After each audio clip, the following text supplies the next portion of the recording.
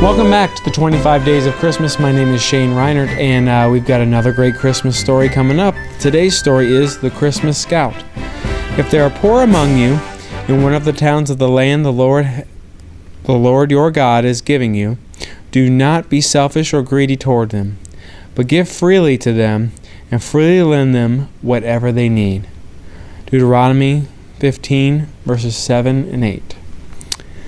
In spite of the fun and laughter, 13-year-old Frank Wilson was not happy.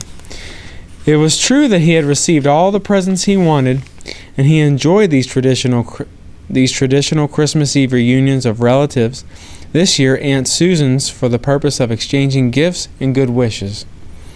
But Frank was not happy because this was his first Christmas without his brother Steve, who during the year had been killed by a reckless driver. Frank missed his brother and the close companionship that they had together. Frank said goodbye to his relatives and explained to his parents that he was leaving a little early to see a friend. From there he could walk home.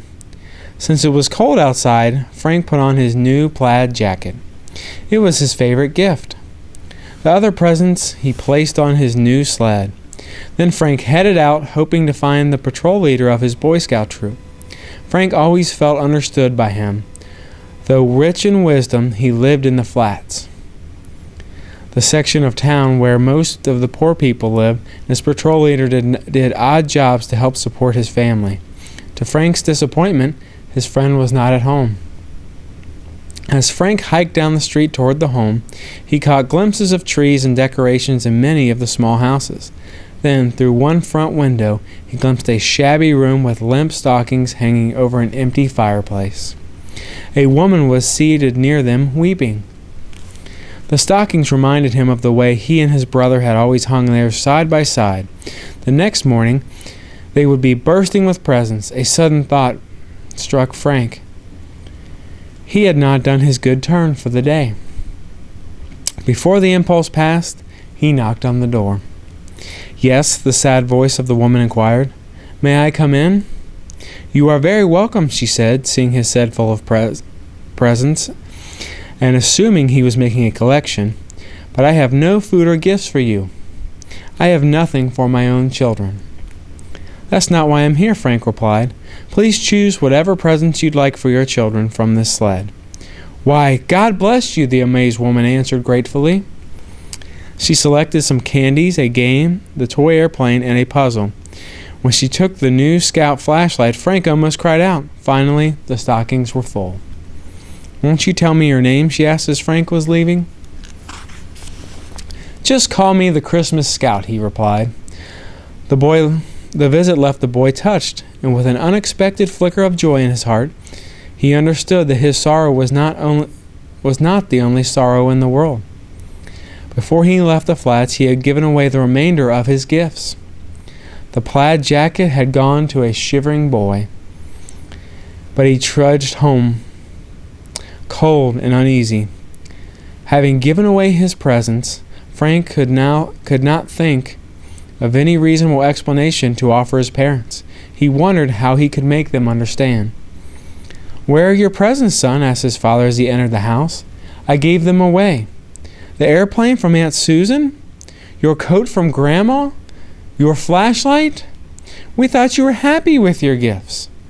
"I was. Very happy," the boy answered lamely. "But Frank, how could you be so impulsive?" his mother asked. "How will we explain to the relatives who spent so much time and gave so much love shopping for you?" His father was firm. "You made your choice, Frank. We cannot afford any more presents." His brother gone, his family disappointed him, Frank suddenly felt dreadfully alone. He had not expected a reward for his generosity, for he knew that a good deed always should be its own reward.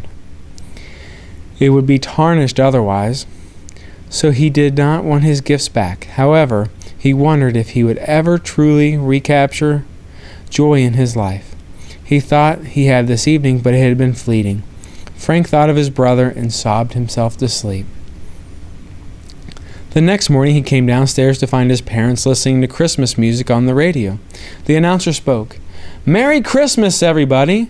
The nicest Christmas story we have heard this morning comes from the Flats.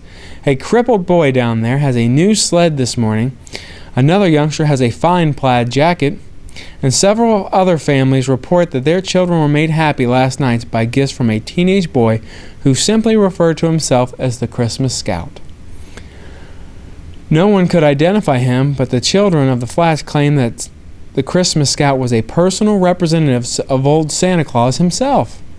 Frank felt his father's arms go around his shoulders and saw his mother smiling through her tears.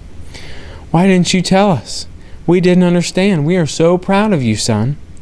The carols came over the air, again filling the room with music. Praises sing to God the King, and peace to men on earth. Samuel D. Bogan. Keep coming back. The 25 days of Christmas. Just keep coming.